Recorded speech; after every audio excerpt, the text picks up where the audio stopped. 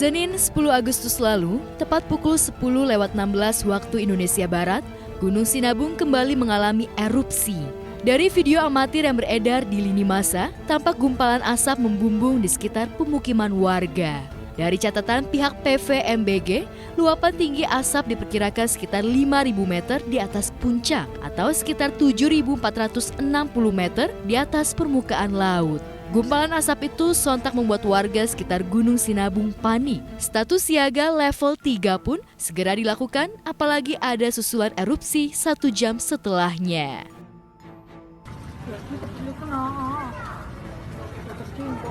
Erupsi lagi guys, besar banget serius.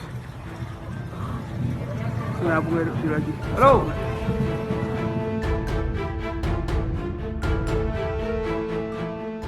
Baru lihat sih sekali kemarin di TV yang erupsinya itu emang parah kan, maksudnya parah itu sampai ke kota juga kan. Apalagi sampai ada fenomena alam yang emang sampai bikin awannya kayak gitu. Itu nunjukin berarti kita ini sebenarnya alam itu menunjukkan kepada kita sebagai manusia yang hidup di bumi itu harus kita harus bisa ngerawat. Nah, bumi itu udah tua.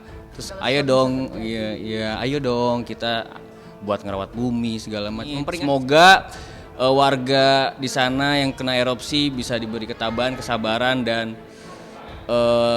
cepat pulih keadaannya ya. Ya namanya alam kan nggak bisa dipredik ya, nggak bisa dipredik apa yang terjadi. Yang pasti kita hanya bisa berserah sama Tuhan supaya dijaga dalam lindungannya.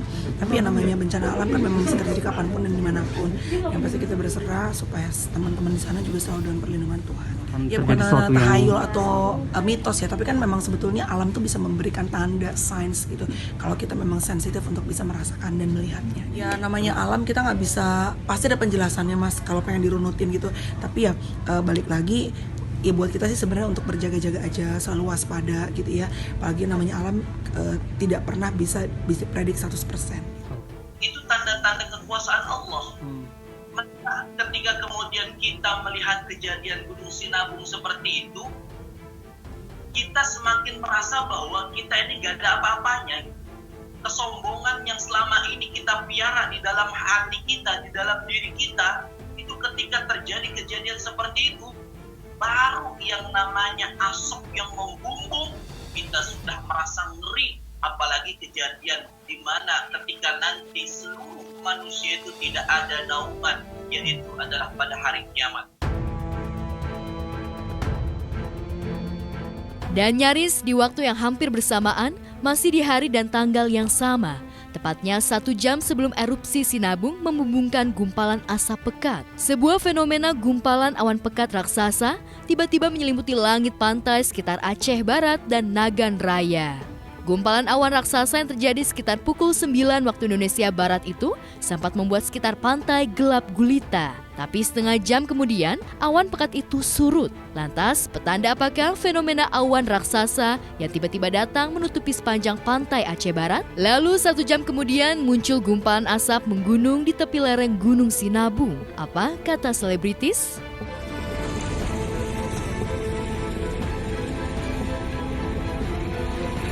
Ya kalau lihat bentukannya sih maksudnya kagum juga ya, karena apa ya, biasanya kan nggak ada ya awan bentukannya kayak gitu, tapi secara kelihatannya bagus banget gitu.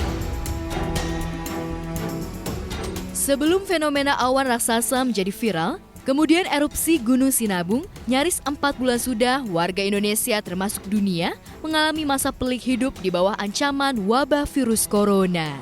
Teka-teki fenomena ini nyaris datang di waktu yang bersamaan, tepat di tahun genap atau dikenal dengan tahun Kabisat.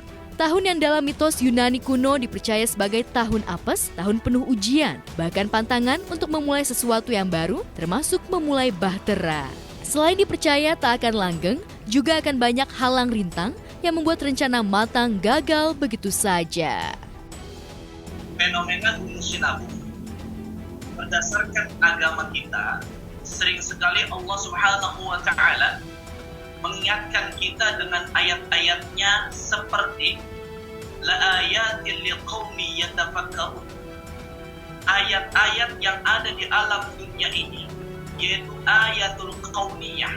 Ingat, ayat ada 2, ada ayat Qur'aniyah, ada ayat kauniyah. Nah, peristiwa Gunung Sinabung itu adalah ayat kauniyah yang dimana kita kudu berpikir bahwa alam dunia ini tidak akan terjadi begitu saja tanpa ada Allah yang menggerakkan alam dunia ini.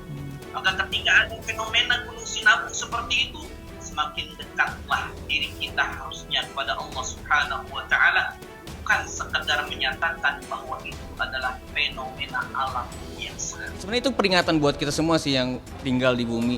Jadi banyak-banyak dekat Sama yang di atas, berdoa. Ambil positifnya aja, ambil hikmahnya dari semua kejadian yang sedang terjadi saat ini. Dan pada tahun Kabisat ini secara energi adalah tahun pengkoreksian, di mana hal-hal yang dulunya merupakan proses terjadi pengerusakan pada bumi, pada pengerusakan pada tempat-tempat tertentu, di tahun inilah terjadi perbaikan. Prosesnya kisahnya apa sih? Diambil hartanya, diambil tanahnya, batunya, airnya, ikannya, segala macamnya diambil. Itulah proses-proses yang terjadi. Pohonnya diangkat, nggak jelas. Nah inilah perbaikan-perbaikan yang sekarang sedang terjadi. Jadi bumi selalu berusaha bagaimana supaya sistem tubuhnya ini kembali seimbang. Dan bukan suatu kebetulan jika kepercayaan itu nyaris terbukti pada pasangan kekasih Jessica Iskandar dan Richard Kyle. Keduanya sudah sangat sempurna mempersiapkan rencana pesta nikah. Tapi akhirnya bukan saja rencana pernikahannya saja yang gagal total. Jalinan asmaranya bahkan kandas begitu saja. Ya sesuatu tuh bisa datang dan pergi kapan aja gitu. Jadi kita harus jadi manusia yang lebih bersyukur, lebih semangat, lebih punya positive thinking. Jedar tak sendirian. Cita-citata yang sempat menyusun rencana apik dengan kekasih asal negeri kincir angin, Roy Gard, tiba-tiba harus terhempas dari impiannya mengayuh bahtera setelah pria yang baru dikenalnya belum setahun itu melepasnya begitu saja. Enggak, aku nggak trauma. Aku hidupku penuh dengan warna. Jadi ketika banyak cobaan, banyak rintangan tuh kayaknya dulu-dulu udah pernah ngalamin hal-hal yang lebih buruk. Jadi sekarang udah biasa sih ya, udah santai. Ada kepercayaan juga yang berkaitan dengan hal tersebut. Misalnya di tahun Kabisat ini, di tahun di mana perbaikan terjadi, jangan melakukan hal-hal yang berkaitan dengan usaha. Atau kita melakukan hal-hal yang berkaitan dengan usaha baru, pernikahan, atau sesuatu yang berharapan ke depannya adalah mendapatkan satu keuntungan. Berdagang misalnya, atau juga hal perjanjian-perjanjian yang berkaitan dengan segala sesuatu sistem yang mengarah pada bisnis besar. Seperti itu. Jadi tentu secara apapun kepada kita umat beragama tentu dikembalikan pada Yang Maha Kuasa. Paling penting adalah bagaimana kita mendekatkan diri pada Yang Maha Kuasa, banyak berdoa, dekatkan diri sehingga kita terhindar dari segala macam bencana, terhindar dari segala sesuatu yang berkaitan dengan koreksi bumi, dan kita tetap selamat sampai kapanpun juga. Lantas benarkah beberapa kasus di atas punya hubungan dengan fenomena panas di tahun genap atau hanya merupakan faktor kebetulan semata? Apa kata ahli agama? Kalau misalkan ada yang ngomong begitu tuh, tahun ini adalah nggak boleh ngadain acara pernikahan, demi Allah saya sama sekali tidak percaya dengan orang yang berkata begitu.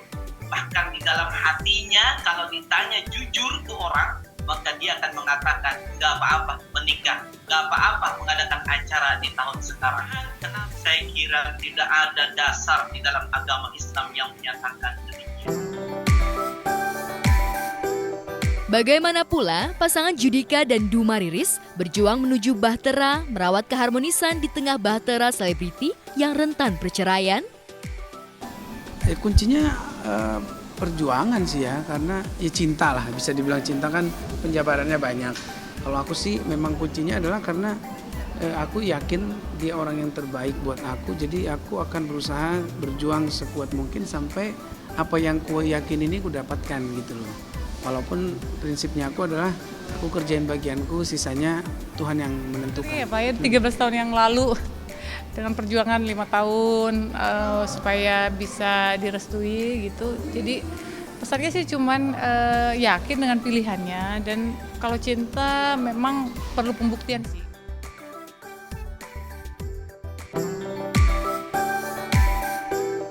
Ya, percaya begitu saja pada mitos masa silam adalah bentuk kenaifan. Apalagi redup terang karir, asmara, maupun gejala fenomena yang mencuat, bagaimanapun punya rumusan logika masing-masing. Seperti juga prestasi dan kejutan di ajang Dahsyatnya Award 2020. Semua masuk ke dalam nominasi terdahsyat adalah hasil dari kegigihan dan ketekunan. Kegigihan itu barangkali tercermin dari musisi muda bertalenta Nmesh. Lewat karya dan suara merdunya, ia berhasil masuk dalam nominasi lagu terdahsyat. Lantas bagaimana luapan perasaan Nmesh? Ini pertama kali Nmesh masuk ke Dahsyatnya Awards.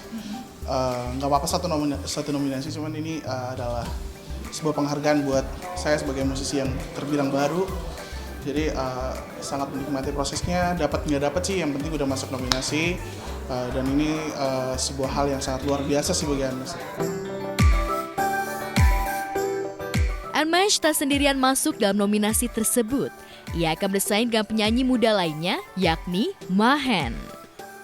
Dan sebenarnya nggak nyangka juga karena prosesnya baru di November 29 kemarin, tahun lalu, dan baru setengah tahun tapi udah sampai masuk ke nominasi lagu terdahsyat tuh kayak nggak kebayang sih sebenarnya sih. Rencananya, ajang Dahsyatnya Awards 2020 akan hadir pada 16 Agustus mendatang. Tahun ini nampaknya agak berbeda dari tahun sebelumnya. Jika di tahun lalu hanya nominasi dari industri musik, tapi tahun ini melibatkan nominasi dari sinetron dan juga talenta YouTube. Oke, Dahsyat Awards 2020 ini konsepnya adalah yang kita buat, kita merangkum semua elemen industri entertainment. Jadi kalau yang sebelumnya Dahsyat Awards itu hanya fokus ke musik, kalau yang tahun ini kita kumpulkan semua dari dunia musik, acting, terus kemudian kita ambil dari konten-konten yang ada gitu ya. Misalnya YouTubers kan itu juga sekarang part of dunia entertainment. Nanti kita di Dahsyat Award 2020 itu bakal tampilin sketsa. Nanti ada couple pupa, itu Putri sama Pangeran, ada dari Atta Citra juga. Tapi beda segmen ya? Beda segmen. Kalau biasanya kan kita take-nya stripping, ya kalian nonton. Kalau ini kita live. Langsung. Oke guys, jangan lupa saksikan Dahsyatnya Award 2020 tanggal 16 Agustus 2020 jam 15.30 hanya di RCTI. Oke. Untuk teman-teman semua, jangan lupa saksikan Dahsyatnya Award 2020 tanggal 16 Agustus 2020.